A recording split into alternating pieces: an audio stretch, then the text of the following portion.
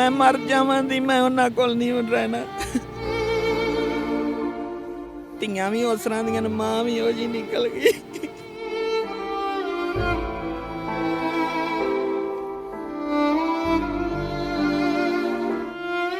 अस्सलाम वालेकुम, आप देख रहे हैं जी मीडिया और मैं हूं यानी फैसल। और आज सड़क किनारे मुझे एक माँ जी मिली जो उम्र के इस हिस्से में तपती धूप में बैठी थी। इनसे पूछा कि आप भी क्या मांगने वाली हैं, क्या आपके पीछे भी वही माफ़ी है? लेकिन इनका कहना था कि मैं अकेली हूँ और मुझसे मेरी कहानी ना पूछो। क्या इनकी कहानी है वो माँ जी से ही जानते हैं। कोशिश की है माँ जी को मनाने की, छाँव में लाने की। माँ जी से पूछते हैं कि क्या मामला है। अस्सलाम वालेकुम। वालेकुम सलाम। माँ जी मैनू ये दसो कि जिथे तुसीं अपनी ਧੀਆਂ ਦਾ ਵਿਆਹ ਕੀਤੇ ਸਨ, ਨਿਕਾਹ ਕੀਤੇ ਸਨ, ਕੀ ਉਹਨਾਂ ਨੇ ਵੀ ਐਸੇ ਵੇਲੇ ਤੋਂ ਨਿਕਾਹ ਤੋੜੇ ਨੇ? हाँ जी बेटा, देख के तौर तरीके महल्ले वाले सारे देखते ने, तरह तरह ਦੀਆਂ ਗੱਲਾਂ ਕਰਦੇ ਨੇ बेटा।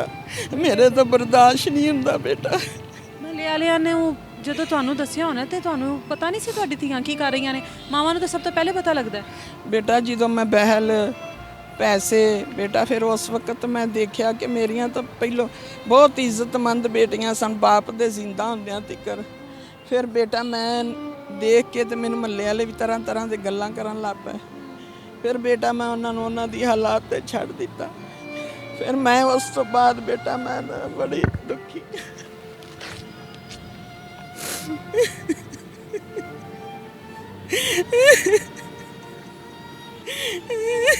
ਕਿੰਨੇ ਕੋਲ ਰਹਿ ਰਹੇ ਜੀ ਹੁਣ?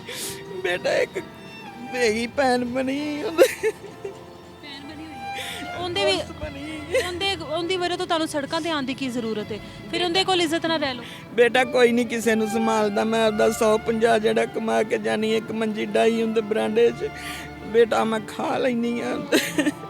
ਇਸ ਵਕਤ ਤੇ ਉਮਰ ਦੇ ਐਸੀ ਸਹੀ ਤੁਹਾਨੂੰ ਕੁਝ ਹੋ ਜਾਵੇ ਤੇ ਫਿਰ कोई गल नहीं बेटा, जिन्ना मेरा मियाँ जिंदा सी अच्छी खासी जिंदगी बसर हो रही सी, कोई नहीं सी बसला बेटा।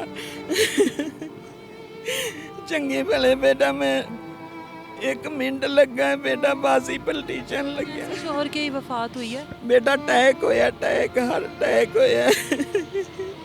ਅੱਜ ਜੇ ਤੁਹਾਨੂੰ ਕੁਝ ਹੋ ਜਾਂਦਾ ਇੰਨੀ ਗਰਮੀ ਦੇ ਵਿੱਚ ਤੁਸੀਂ ਖੜੇ ਸੀ ਜਦੋਂ ਮੈਂ ਆਈ ਹਾਂ ਬੈਠੀ ਹੋਈ ਸੀ ਤੇ ਕੀ ਮਾਫ ਕਰ ਦਿਓ ਧੀਆਂ ਨੂੰ ਸਮਝਾਉਣ ਦੀ ਕੋਸ਼ਿਸ਼ ਕਰੋ? नहीं बेटा मेरा कहना ਜਦੋਂ ਮੰਨੀਆਂ ਹੀ ਨਹੀਂ ਨੇ ਮੈਂ ਉਹਨਾਂ ਨੂੰ ਛੱਡ ਦਿੱਤਾ। ਮੈਂ ਇੱਕ ਗੈਰਤਮੰਦ ਔਰਤ ਹਾਂ, ਮੈਂ ਇਸ ਤਰ੍ਹਾਂ ਦੀਆਂ ਬੱਚੀਆਂ ਨੂੰ ਨਹੀਂ ਰੱਖ ਸਕਦੀ ਤੇ ਨਾ ਮੈਂ ਉਹਨਾਂ ਕੋਲ ਬੇਟਾ ਰਹਿਣਾ ਚਾਹਨੀ ਹਾਂ। ਮੈਂ ਮਰ ਜਾਵਾਂ ਦੀ ਮੈਂ ਉਹਨਾਂ ਕੋਲ ਨਹੀਂ ਰਹਿਣਾ।